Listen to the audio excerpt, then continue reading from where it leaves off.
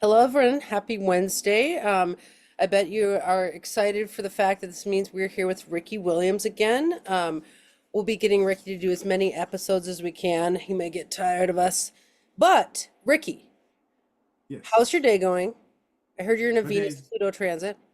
yeah, I've been having a Venus Pluto transit, so I've been appreciating the profundity of art. Yeah, so I might look more like an artistic sculpture to you than normal. Exactly. Right. I mean, because to me, like one of my favorite Venus words is appreciation. You know, Interesting. it's appreciation. Yeah, I was talking to a good friend of mine, and my wife and I were like arguing about something, and my friend was like, "Can you appreciate why she's upset?" And when I thought about it from that perspective, I was like, "Yeah, I can, On this I Venus can, transit, I can.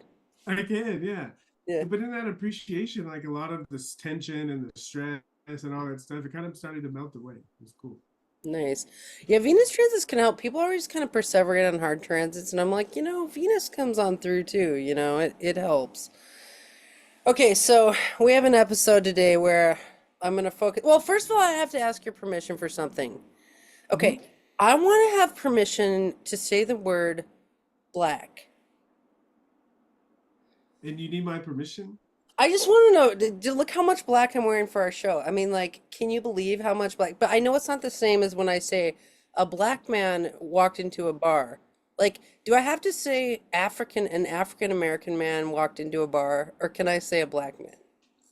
Well, I mean, let's spend some time, if you don't mind, like discussing this a little bit. Okay. Right. So if the question is like you're asking for my permission from my people, you know, I'm not sure if I'm qualified to give that. If you're asking for personal permission of what's my, I don't care, you know. Yeah.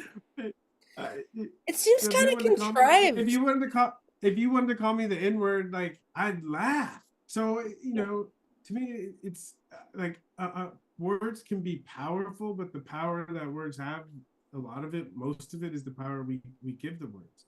And the idea of race, it kind of is made up, kind of, you know. I'd say it used to be something that was significant, not even in the sense of racism, but this idea of understanding there's different races of people. But I think, I think we've kind of outgrown that idea, and now that we're all kind of living together, it's not really significant anymore. You Yeah. know, that's the. I mean, maybe it's the Aquarian age. That's the way that I see it, and so to me, the less power we give these words, they dissolve, and then like it doesn't matter. We don't have to worry so much about it. So, but it's interesting though, because when you say black, it's like it means something, but what it means to different people is so different. You know, Mm. based on their experiences. Because like this idea of you're telling a story, and I was walking down the street, and there's this big black guy behind me, right? The insinuation is I was in danger. Yeah, right? Oh my God, that applies to today's topic of who's the scariest person. That's what we're going to talk about today. Wait, Yeah. So yeah. well, okay, but so like I feel like it's contrived for me to say, like being who I am in middle age, 46-year-old, like I'm kind of cool. Like I'm a metalhead, come on. But like for me to be like, if who's scarier, an African American guy with a Mars Pluto or a white guy with a Mars Pluto? Like it just seems contrived, right? But if I was to say like who's scarier, a black dude with a Mars Pluto or a white dude with a Mars Pluto? Like doesn't that one seem like a little bit more me? 100%, 100%. But okay, but I mean, is if that's the point, is to be you, then 100%, 100%, you should definitely do that. Okay, okay. Well, I just feel I don't want to be contrived. Actually, there's a word for what you're talking about, like the heaviness around a word. I wish I could remember the term for that, where like if someone brings up a certain term, it causes like traumatic response in people, and it's like context. I can't remember the word for it, but like Mhm. I don't want people to have a heaviness around the word I'm choosing. I want them to feel a lightness when I speak. And so that was part of me like creating a container where I could say that Well, word. if you're trying to create a lightness around black, you know, I'm Mm, not like I I can appreciate it, but is that like is it necessarily useful? mm. Well, I You just know, don't want people to perseverate on the word I'm using. I want them to notice more of the concepts we're talking about. I can't help it, and maybe we can edit this out, but fuck them. You know, Yeah. because to me, it's like the tagline that I that I came up with for Leela was astrology for grown-ups. And it's like if we're talking about language and having our feelings hurt by certain words, like Yeah. you Okay. know, that's something, right? When I talk about when our kids are growing up, we have the conversation, right? Words cannot hurt you, right? There's even a little nursery rhyme, okay? Right? So let's get beyond the words. Let's get beyond the words can be useful, but not if we can't get beyond the words. Yeah, I get it. Like in sign language interpreting, some people are on the lexical levels, what we call that, where it's like people perseverate on a sign, like sign for sign. But actually, most of us more evolved interpreters work on the sentential or paragraph level, where we're looking at like the chunk of what a person's saying, not the word that they use. So I totally agree with you. I'm not editing that at all. At all. I mean, Moira Press is adult school. Like none of us pretend that we're like we are definitely R-rated at the Moira Press because Oh, astrology good. is adult school. Like, so you can say that stuff. But yeah, okay, yeah. Like I don't want us to be on this like lexical level. I want us to be more on this conceptual level today. And so that's kind of what that was looking at. Okay. Good. All right, Ricky. You know what Socratic teaching is? It's like teaching through questioning, right? So today I was thinking about like police brutality, which like we kind of touched on last week when we were talking about like how a lot of police brutality comes because like the cop was like scared of the black kid or like scared of the black dude or whatever, like and we were talking about martialism, right? Like aggression in different cultures and how like they're more, people seem more scared of aggression in, African cultures than they are of white people who are martial or something like that. But I wanted to kind of like look at scariness and depression. Like how do you think people who are racist are actually scared of people? Oh, this is interesting. It's the way my mind works. This is a to me, this is a Saturn conversation. Okay. It like it to me, it pulls us into at least my mind, it pulls my mind into Saturn. Okay. So for the way I think of Saturn is I think of the planets as urges, and Saturn is the safety urge for me. And so it's about situations that activate our survival instinct, you know. And Saturn gets a bad reputation, and it can manifest as selfishness and miserliness and all these things, right? And even dishonesty and manipulation. But here's the image I get, right? Um, what if we're in an intimate relationship with someone and they lie to us, right? Right. The cultural script is we're supposed to have our feelings heard and be upset and like, I can't trust you, all that stuff. Okay. But it's say someone's coming to kill your children, right? And you hide your children, and the killer says, "Where are the kids?" And you lie, then you're a hero. It's not Mm. right. It's Saturn, right? And so it kind of in this sense, right? Someone in an intimate relationship with your and they lie to you, it's because they're afraid of something, you know. And so I think most of the heavy, dark things, manifestations in human consciousness, I think we can draw most of them, right? I think this is in my mind part of the reason Saturn has the reputation it does, because when someone, right, they think they have something to be afraid of and they actually don't, right, their behavior to the other person, right, it feels like evil, right, or dark or mean or Yeah. racist. Yeah. Yes. Yeah, I did want to talk about scariness because it's like I want us to deconstruct like who is really scary and like what is really scary, right? And add into the astrology layer of this because you're absolutely right. The perception of someone as being dangerous causes all kind of Saturn responses, like, like shutting people out, like putting boundaries up, segregation, like, like, Well, yeah, it's dangerous, but there's another piece because you know, I think of Mars, right? Mars is the courage to face those challenges. And so sometimes someone might be dangerous, but if we feel we have the ability to overcome the obstacle, then, it doesn't manifest so much as fear. So when I think of Saturn and fear, I think and even the healthy side of Saturn. I think of Saturn, the planet of maturity, is like, I think of when my kid was a baby and we had to put that gate up so he didn't fall down the steps, you know, is that yeah, he wasn't mature enough to know, like, not to hurt himself. And so we had to put some restrictions, right? Because he isn't old enough to be afraid. And fear is healthy because it helps us recognize something that we're not ready to handle yet, you know?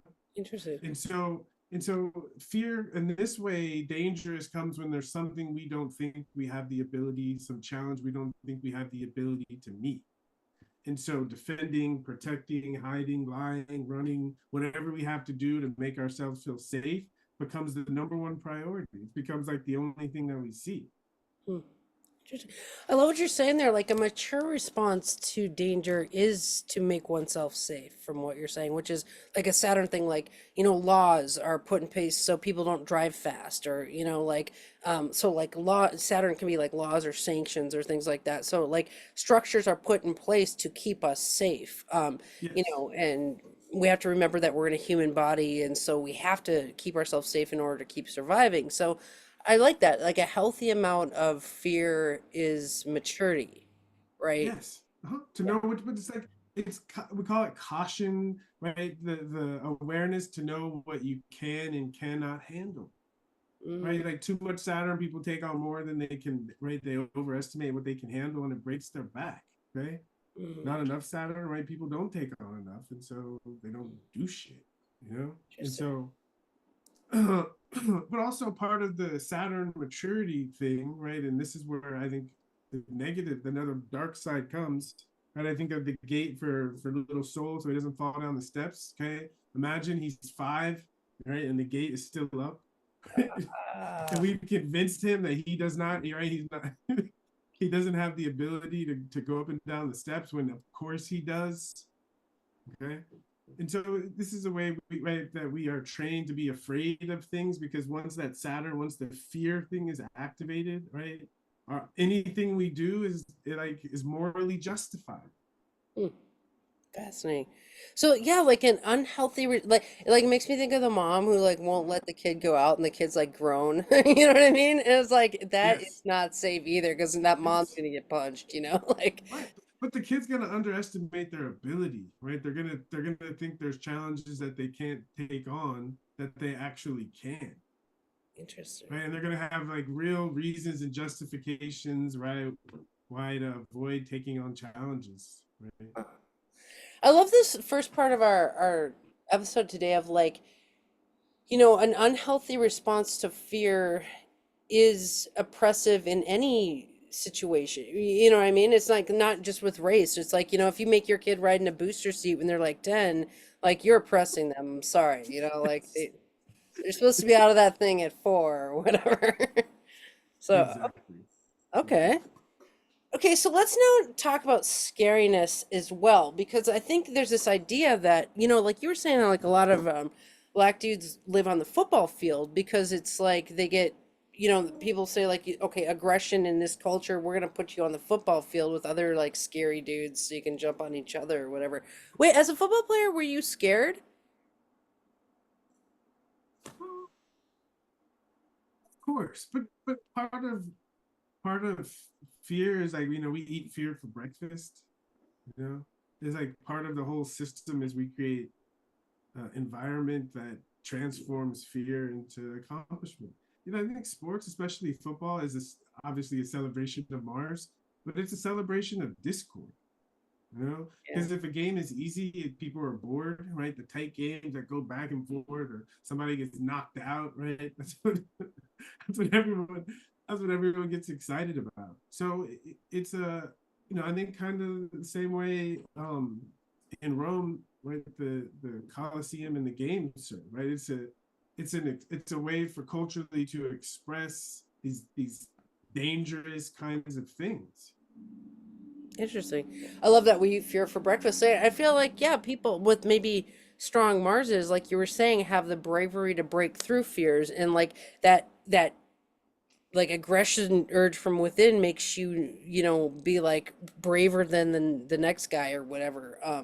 So I like 100%. that. With fear Yeah. comes bravery, right? Like bravery would be like one and antidote to fear, and but like cops who shoot, people, I don't think that's an act of bravery. I think that like what's cool about what you're saying is like they're in a situation that's beyond what they can handle. I mean, I just feel like a lot of people get shot Yeah. because the person was scared of them, or Yeah.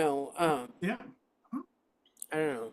So, I mean, to me, it's like I think my mind is like going to Pluto now. Okay. It's like in our country, there's this deep racial wound, you know, that part of the, half of the people feel like they have to overemphasize it to amplify it to make sure it's heard, and then the other half they have to like more pretend that it doesn't exist, and so they don't see it, and so it's like the two forces going in against each other, and in the process, the wound is not being treated, you Ooh. know and so I think this idea of taking on more than you can handle, part of it is when in a situation like that, right, the people, the cops, the robber, right, the people who find themselves in the situation are carrying all of the weight of that wound, Mm. you Wow. know That's freaking mind blowing to me that there's a wound, because that's actually because I was thinking about the question of like my students always wanted me to take on this stance that I'm racist. They're like, "Well, everyone is racist. You are a racist." So I'm like, "I'm not a freaking racist." Like, and they wanted me to take on that stance. But I think what they might have really been saying is you are affected by the racial wound that's there, and if yes, you yep, know what I mean? Like, I wish I would have had that language then. yep, yep. And God. it's because, right, it's like our own individual, this is so Pluto, our own individual wounds, right, they manifest through the wounds that exist around us. Interesting. It's like we can only be wounded from a wounded person, from a wounded society. So, right, the only thing that can create a wound is a wound, right? It's that's Uh, just a law of life. And so the way our wounds manifest are through the wounds, the fractures around us. But that's the beauty of it, because as we learn to transmute or heal our own wounds, right? As we heal them, that healing becomes available, and like it radiates outward. And everyone, right? Culture, society, everything has access to our solutions. mm. That's brilliant. It's like that idea that once you start vibrating higher, like you start attracting like these higher manifestations of things. But if you're in vibrating in that wound of like, oh, there's all this tension, and like then you go into a situation like as a cop, then you're like dealing with like this situation from a wounded place, which is like a low vibrating place. Like, Exactly. you know, um, okay. All right, okay, I gotta ask you these questions. Now, I'm not, okay, this is Socratic method, right? Where I'm going to ask the weird questions to uncover stuff. Okay, I'm not like trying Yeah. for anything other than uncovering. Okay, who is scarier, the strongest black guy or the strongest white guy? The strongest white guy. Interesting. I think the wounded police officer might say the strongest black guy, but I want to know why you say the strongest white guy. Be- because I think of the sun, right? The sun, it shines so brightly, but it casts a shadow. So I think like most black people, in order to acquire strength, you know, have had to use sensitivity and, right, awareness of other people. But to be a strong white guy, you don't necessarily have to.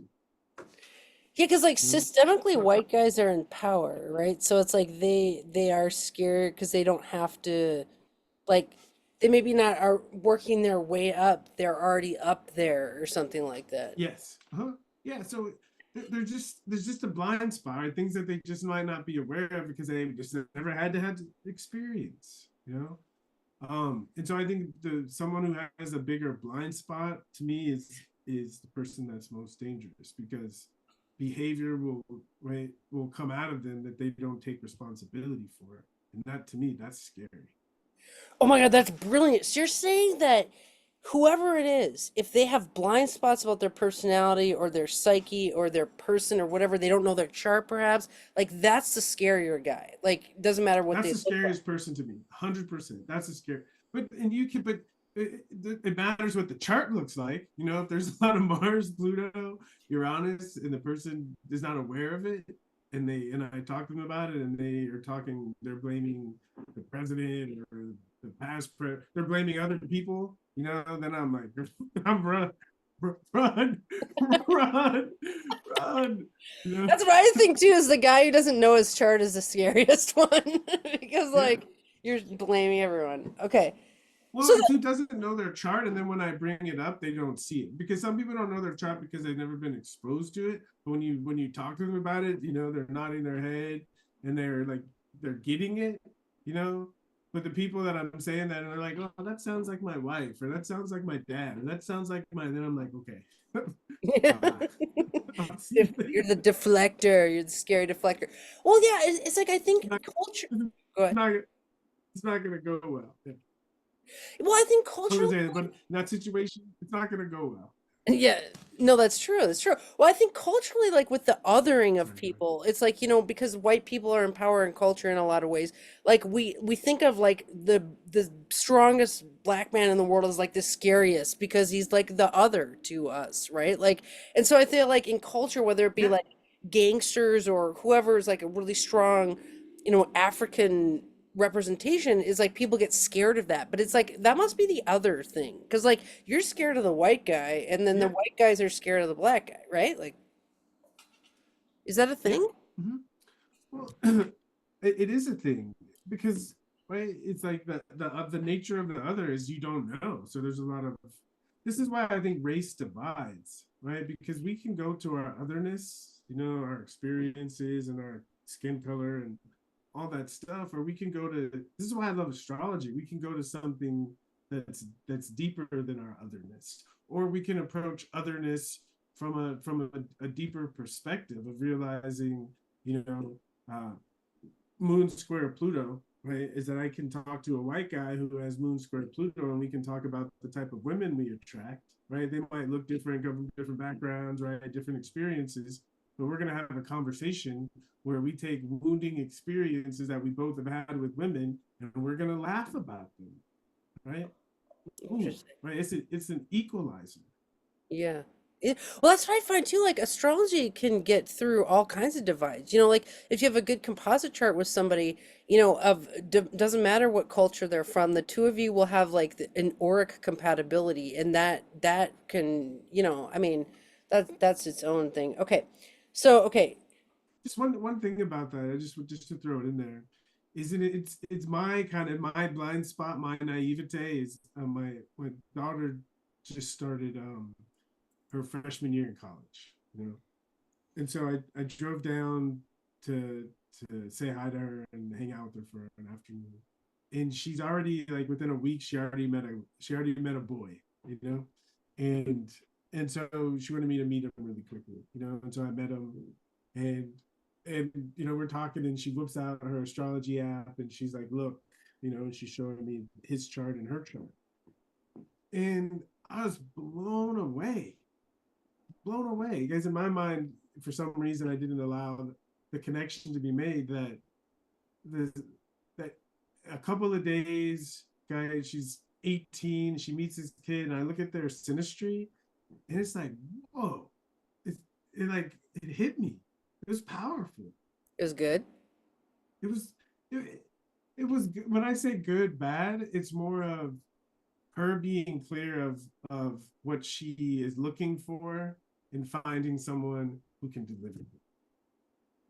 That's the way I think of synastry. Like someone asked me, the the news yesterday about the guy from Foo Fighters, and he's got an accurate chart online. So one of my students was asking me about it this morning, and so we took a look at the transits and the progressions, and she said, something like he's a serial cheater. She's like, if I brought this chart to you and I said, should I date this guy? Would you tell me hell no because he's a serial cheater? I said no. I'd say, what are you trying to get out of the guy? And I'll Oh, look at the chart and tell you if he can deliver that for you.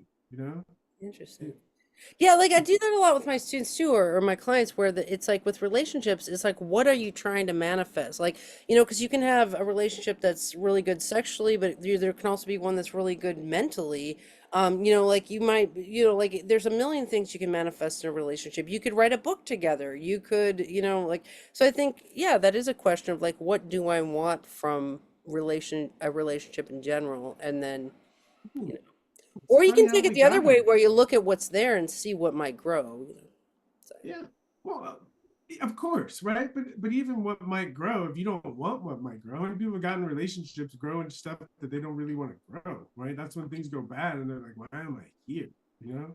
But if it's about, because I agree, two people come together, they're growing something together, but the starting point has to be, I have a vision, and I see that it would be that in order to make this vision come alive, I need another person, right? And for someone else to say, I have a vision, in order to make this vision come alive, I need another person, and we can come together and we can do something together. But this idea of, we kind of spilled over into relationship, but first house, seventh house, right? A partnership is a relationship with an other, right? There's something that this other person brings that I don't have access to by myself. And so I think even when we're talking about race, whatever, this race and this race, you know, I think part of the question that could help us is, what can we learn? What can we appreciate? What can we get from the other that we don't have access to ourselves? nice. That's such a beautiful use of astrology when looking at, people from different cultures coming together. It's just like, what can this person aid you in your life, as opposed to, but and we could conversely say, let's say there was a cop who was like apprehending somebody, like, and they had a composite Mars square Pluto or something like that. Like, no matter the race of either one, like there's gonna be a tension, even if it's a white cop and a white kid or whatever. Like there's gonna be a tension because that Mars square Pluto, composite wise or synastry or something like that. Like some people just don't mix, and then some people mix and enhance the other person's life like immensely. I mean, Well, so I had I still alive. I have a bodywork mentor, and he teaches us how to. It's based in a cranial sacral therapy, but he calls it visionary cranial sacral therapy. And one of the things that he has us do is, when we first encounter someone, he has us ask the question of who's here, you know, and trying to get a sense of who's here. And then he has us go to, like, what do we feel like the connection is, or the relationship is between us, you know? And as we go down the line, you see that some people you meet and you feel nothing, kind of, you know? There's like not really much there, yeah. right? And some people you meet and you feel like a warmth or a connection. And some people you feel like there's a, like, not something, like you can tell something about them doesn't feel right, you know. Those are both connections. I think the one where there's nothing, right, is when we don't feel anything. Because when I think of the nature of aspects, is aspects have an energy of their own, like thinking of a square, kind of, it tends to bring, and it has the feeling of obstacles, right, squaring off against someone. And you have a square with someone and you kind of have that feeling, you know. But back to football, right? Our training is, we look for that feeling and we lean into it, you know. And if we approached, right, if we knew where our tensions were, and we brought the kind of focus we bring to dealing with any kind of obstacle, then we can take those feelings of not feeling like, how many times has someone first met someone and they like didn't like them, but they got to know them a little bit more, and then wow, we became best friends, you know? Yeah, that happens. That motif is powerful. And I think it's where we can appreciate, yes, some people are not going to feel good to us, but that not feeling good can potentially have some kind of usefulness. And especially, right, all relationships, all synastry charts are going to have hard aspects. They're going to have places, like a good example is my wife and I. My Virgo ascendant opposes her Mercury in Pisces. You know? Oh, so well, she lives in your seventh house. Yeah, huh? It had Mercury right there. Yeah, and but the opposition, right? Yeah. And she's a Pisces sun. She's got Venus in Pisces, and all of those three planets in Pisces are squared by Neptune, right? Oh And wow. yes, and her Neptune squares my ascendant to the degree. I And like her so, already. I have a moon yeah, in Pisces square Neptune. Yeah. yeah. But sometimes, right, if I'm too much in Virgo land and she's too much in Pisces land, like, oh, Yeah.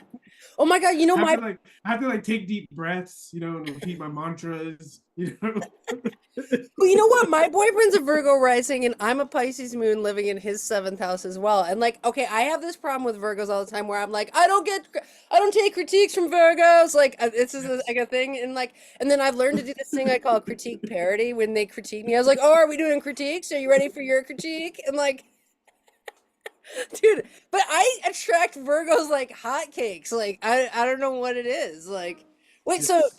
So what do you think that Pisces Virgo opposition can like together, what can it bring to Oh, the world? perfect. Perfect, perfect, perfect.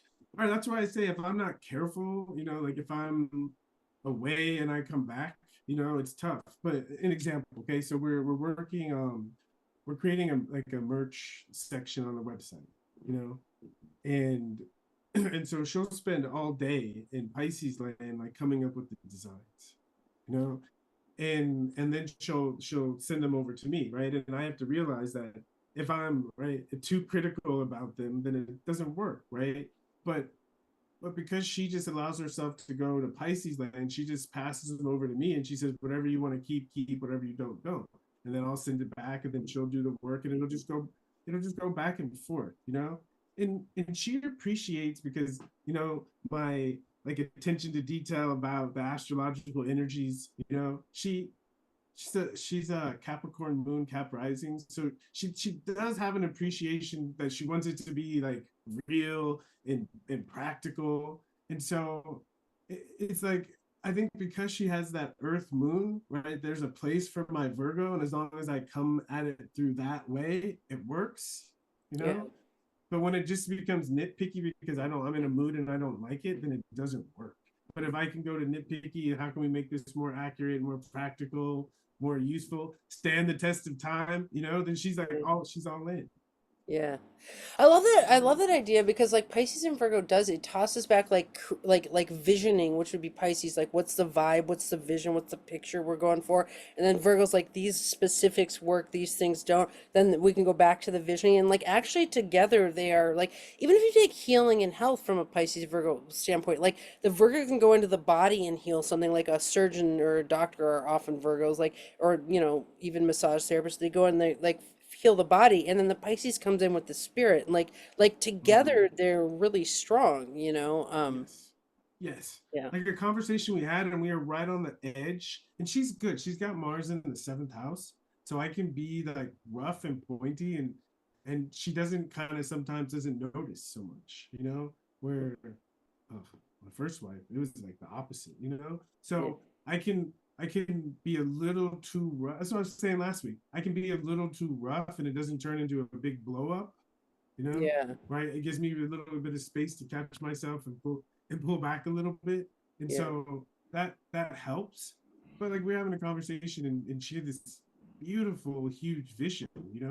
But in my Virgo perspective, I'm thinking of, the way you're talking about it now, right? It's not practical. Like, all the angels in the heavens will give you high fives and understand what you're saying. But most people are gonna, think, what is she talking about? And so That's so funny. That's so Pisces. It's like heaven approves, but on earth, like we don't know. Oh, that's funny. and if I can say that in a way again that makes it practical, then it works. But if I'm not on my game and I just go like, and I just speak from being annoyed, ooh, it's like it doesn't I work, mean, I you think know? you're speaking a little bit to like the mature use of your own signs. It's like you're talking about like kind of a mature approach from Virgo as opposed to the kind of immature, like just critical approach. Um, Yes, yes. okay, I have another scary question for you. Okay, who's Mhm. scarier, a Mars Pluto tarantula or a Mars Pluto elephant? A Mars Pluto elephant. Why is that one scarier? Well, so when I think of Pluto, I think of a wound, you know, and I think of if I wound a baby, you know, right? Maybe the movies, right? When the child sees their parents murdered, you know, and they say, when I'm older, I'm gonna go kill those people, Mm, right? It's gonna take a while, okay? But an elephant could do a lot of damage right now. So I okay. just think, because I think Pluto, right, someone who's angry and wounded, right? Doesn't get more dangerous than. Mm. It's funny, right? My son has Pluto in the first, opposing Mars in the seventh, Oh, right? So, right, but unconscious Pluto Mars, the most dangerous thing, the most powerful thing in the world is a conscious Pluto, right? yeah. Because I think in Pluto, the other side of the wound is I found what I'm willing to die for. In Mars, I'm willing to die for something. You put those two things together. Oh man. Yeah. This I know a Pluto Mars square person, I won't say who, but like he's totally getting a full body back tattoo right now and it's like I've known him for like years and it's like, like I'm like, okay, finally something that matches your energy, bro. Like and he's going and getting like this That's much tough. tattooed at once. I'm like, okay, that's Mars Pluto for you. But it's like what you're saying though, right? Even the nature of these questions is we're talking about dangerous energies, right? And when I was a kid, the question, and this is my Pluto Mars opposition, right? Question in my mind as a kid in church was, how can there be an angel of death? You Mm, know, mhm. right? And not realizing that I was asking about myself. Oh, interesting. You're the angel Right? of Because I death, was huh? exactly right. People that have strong Pluto Mars, my son is Aries rising at like at Pluto square Mars, and it's like if someone needs someone to be a dick to them, okay, it's like Blaze, my son, he like shows up magically, you Wow. know. If you if you If need someone to someone make you needs feel this someone to small, be a dick to them. I love that. yes, Oh, that's he shows up. dude, that's the best thing I've heard all day. Like, but it's true. Sometimes you need somebody like, oh, like having a sensei. Like a sensei could be like a dick to you and like get you in line or whatever. Or now I'm thinking about like an army sergeant or who else And is. that's what I'm trying to get him to see, right? That you're going to be attracted to people who need that, but if you're on this low vibration, your behavior is going to match people that be playing that role for them. But if you raise your Aries Mars vibration, then you'll get to be the sensei, right? The people that need that sharp talking to, Interesting. that need a fire lit under them, right? Yeah. And if it's a Pluto fire, right, the fire that burns so deep that it activates your deepest purpose, you Mm-hmm. know, Mm-hmm. that's a swift, sharp kick, right? Yeah, yeah. Yeah, like a lot of what are those martial artists who use swords and because this Mars Pluto person I know is like he does that like sword work and all this kind of stuff and he's like a very evolved chart. Like he knows his chart and he's, yogi and all this kind of stuff. But like yeah, I mean, I also know a deep tissue massage therapist who's a Mars Pluto conjunction and like if you have anything wrong with you, that's my astrokinesiologist, like anything is wrong because we're brutalist doctors. It's like, oh, are you too aggravated, we might suck your blood, we might do some bloodletting, like whatever we need to do. But like I feel like that's like a Mars Pluto um Yes. you Yes. know kind of situation, like soul surgery, soul surgeon. um Yeah. so That's well, the and I work think that I do. I really. mean, that's the work that I love to do. I, I call what I do workshops, but honestly, they're more like boot camps. You Really? know, Wait, it's these like, things that happen at night, I want to come to one just to like yeah. see what's going on. I mean, because I'm going. My teacher, Hugh, he said you can't go too deep. You can only go too fast. but the nature is I'm trying to get to the core, to the deepest core of things. And sometimes, well, right, there's been a lot of things, right, that have been put in place to block us from going to the deepest core. And so it does require some intensity. You know, Mm. again, I think Pluto Mars, think of a drill, a big ass drill that's going deep, deep with a sharp point, and it's boring down because it has to break up really hard stuff. Yeah. So you're saying that in these classes that you teach, on I think it's Monday through Tuesday through Friday or whatever you do, that there's actually like a super deep vibe going on. It's not just like floofy class. It's like it's really impactful. Well, just everything I do, I'm always trying to get to the core, right? Even so, a lot of times we'll look at other charts, and we're not so interested in the surface. We're trying to understand what seeds, what at the core gave birth, right, to whatever is showing up on the outside. Hmm. Hmm. So I think Interesting. so much. I think of contemporary astrology is so focused on the events, but to me, the events are just giving you the hint of where to go find the root. Yeah. Man, I cannot wait to come to one of your classes and harass you just a little bit. Oh, Um, good. so when I have to say, when your daughter was using the app, was she using the Lila app? Did I say it right? Is it Lila? Leela. It's Leela, Lila. Lila, whatever. But yeah, Leela's divine play, right? And it's kind of for me. I realized that we kind of have two choices, right? We have like what I call the soap opera life, or we have the divine life, right? Where we can find meaning in the things that are going on for us. So she uses Leela, but I also uh, created an app called I call it Astrologic, and it's like imagine if you could code, right, and you wanted to create an app that's just like for your toy. you know Hmm. that's what I created. So it's something that I made for very specifically the way that I do astrology. Hmm. And so I've shared it with a bunch of my friends, and they use that too. Yeah. I gotta make sure that the students in the Moira Press know about your apps. Okay, so here's another one. Who's scarier? A kid with the Mars Pluto or the kid's mom who has a Mars Pluto? The kid's mom. Oh, that's not even close. Why is the mom scarier? Because you put a mom and you give a mom a Mars Pluto, right? That's a huge shadow because moms aren't supposed to have Mars Plutos. What? Come on, some moms are. Oh, But I I'm hear saying it. culturally, right? 100% they are. The ones that have them are the ones that are supposed to have them. but but I'm talking about. But I'm saying like if a mom has that, most likely she's going to project it onto me. And I think this question speaks to like power differential, right? Like in power equations, whatever those are, whether it be mother, child, cop, human, whatever power differential equation, um, the person in power when they have a like a brutal chart that they're like not informed of or they're not wielding it correctly or whatever, they have a really big potential to really mess with someone's life. Mm-hmm, mm-hmm. And so that's Well, I mean, I've been watching the Lord of the Rings like show, Rings of Power or something, and so my mind is like, and I don't.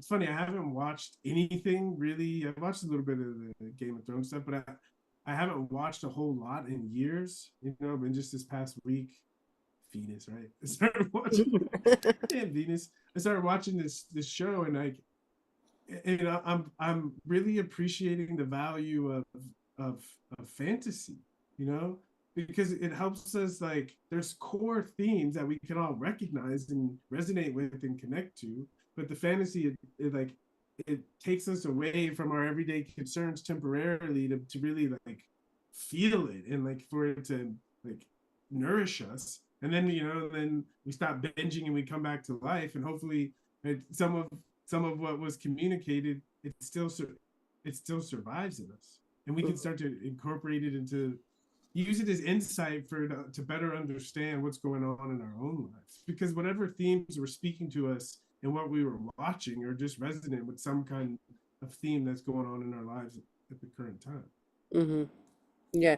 Yeah, I think that Venus Pluto also hit your Neptune, so you're getting some fantasy You got from it. Yeah, the you got it. sextile. Yeah, Uh, you got it. yeah, okay. Okay, who's scarier? A black dude with 10 planets in Gemini or a black dude with 10 planets in Aries? Wait, well, let's go back to the mom. Okay, Okay, let's go okay. back to the mom. Right. So if we're talking about mom with Pluto Mars, okay, let's apply it to the mom's sex drive. Two or what? Her sex drive. Oh, or sex drive, okay. Uh huh. Are we talking MILFs here? Well, it's a mom, so I don't know. Is the mom married? Is the mom still married? Is the mom? That's what I'm saying, right? Oh, When we I say see like a mom, like a rogue mom with a Mars Pluto could be kind of scary because she's bringing weird men over and like, exactly, right? yeah. It could go there if it's not conscious, right? You know, my mom, and there's the mom, especially in Texas, right? The moms that drive the big trucks and they go to the gun range and they shoot guns, you Oh know, yeah. right? Or they coach football, or they're the football mom, and so they are finding ways to express it. But you can see for a woman, and hope this is changing, but for a woman in our culture now, it's easier to get expression through a man that's close to her, you know. And so if most of the expression, because Mars Pluto is more easily expressed through men, but but they're conscious of it, right? Then she's like can enjoy it more, right? They can go shoot guns together. They can enjoy passionate sex together. Yeah. Okay. But if she's like, no, that's not me, that's him, right? Then she has to, right, receive the passionate sex in a way that might not feel as good as it should. Yeah. Yeah, like I think like if you know somebody with a Mars Pluto who doesn't know they have it, they always think they're in an abusive relationship with an abuser, and I'm like, Yes, you're the yes, one who's yes, freaking so yes, intense that no yes, one can deal with you. It's not, you know. yes. You got it. Jeez. You got Um, Fascinating. So no, that's actually a really good point because like a Mars Pluto could drive certain behaviors that create scary circumstances around the kid. Like she's not just directly violent, but like just like maybe she has a bunch of motorcycle dudes around or like yes. See, yeah. The reason I was telling the fantasies, the reason I was telling the fantasy story was because of this. It's you know, it's like determines how the things show up depending on how where we are, and if someone has especially a difficult Mars Pluto, you know, configuration in their chart and they're not aware of it, becomes a channel for evil to enter into the world, yeah. like real evil. And it's kind of the more powerful the person is and the more unconscious they are, it's just a channel for a certain frequency to come in through that person. Interesting. I I like that you're saying that it's like the amount of evil being channeled would be what's scary because you could have a Mars Pluto person who's not evil at all, who's like um somehow like really godly or holy or Oh, you know yeah. something like Mhm. maybe they But have the 10 planets in influence, Pisces. but even the influence of that Mars Pluto that was positive, if you were around them in a positive sense, you would be on fire. Like you need to do something with your life, you Oh, know? oh, like a motivational aspect. 100%. It would be a deep mode. Like you wouldn't know why, but you'd be something inside of you would be on fire, right? Wow. Especially, right? You imagine someone in a relationship that they hate, you know, and they can see all these things that they really need to be doing with their lives, but they have all these reasons. They got to wait till the kids graduate, right? They have all these reasons for staying in a situation that's keeping them from doing what they're supposed to do, right? And they hang around someone who's like, again, on that godly level of Mars Pluto, right? They're gonna come home, right? And right in a week, it's like a time bomb. In a week, that marriage is gonna explode. Yeah. Interesting. I love how you're expanding the idea of scary because people always think of scary as like gangs and like blah blah blah. And it's like there's a lot of things that are scary. Like your mom sleeping with some rogue dude is scary, you know. And I'm like I'm a mom who's just like, you know, my boyfriend moved in with me. I was like, you better not molest my kid. Like I'm like that mom, you know.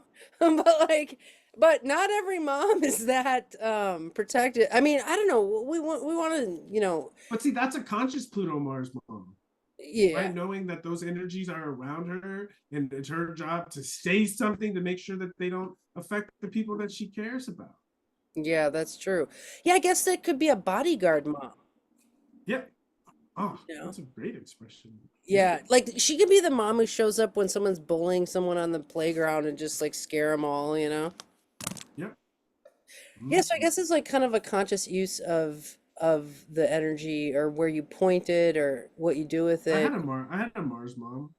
I have a Mars mom. Oh My yeah. mom is in Aries. My mom's in Aries, and she's Gemini rising with Mars and Gemini conjunct the ascendant. Oh dang. Is Yeah, she scary? yeah. Ah, is she?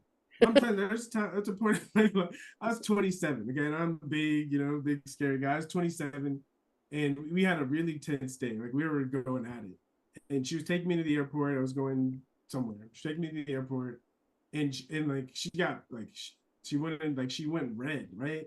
And I'd been there as a kid, and I was a grown man, and I was leaning up against the side of the door, waiting for her to hit me, and I was trembling, you know Wow. because growing up, my mom would tell stories of she got kicked out of 6 schools and she beat up teachers, like. Oh my God. But she was that mom where no one messed with us. Like I was fearless in a sense of I knew no one was going to take advantage of me, and if they did, that they were going to get, meet hell's fury when Sandy got a hold of them. Interesting. Yeah, I guess, yeah, like the bodyguard expression of Mars is like something to really take a look at because it's like, you know, a lot of fierce people, if they turn like it makes me think of all those biker dudes who like show up for kids who've been molested in court. Have you heard of those guys? Yeah. Um, and I can't remember what they're called, but like, yeah, turning that martial energy into a protective force is, Mm, yeah, is just amazing. Oh my God, we have yeah. so many questions we didn't get through. I got like 15 more questions for you. You're so good at answering Yeah. questions.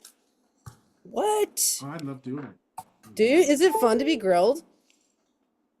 I love it because I have an open mind. So when you ask a question, I get a good question. I get access to new information.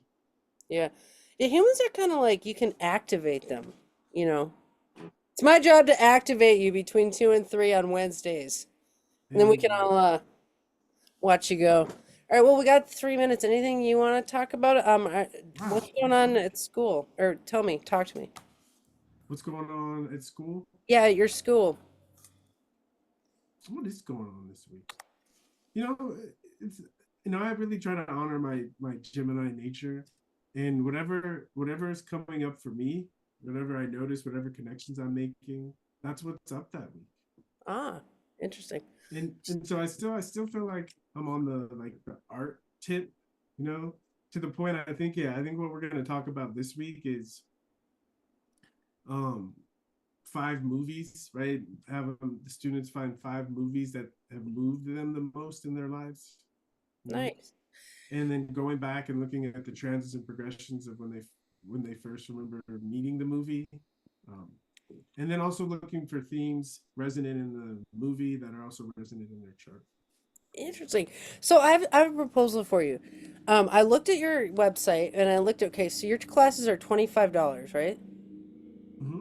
Okay, so I was thinking, so we get all these students in the Moira Press school who are like noobs and they like don't know how to read their transits and all this stuff, and they always want me to teach them that stuff. And I'm like, well, I kind of work with the advanced astrologers. That's me.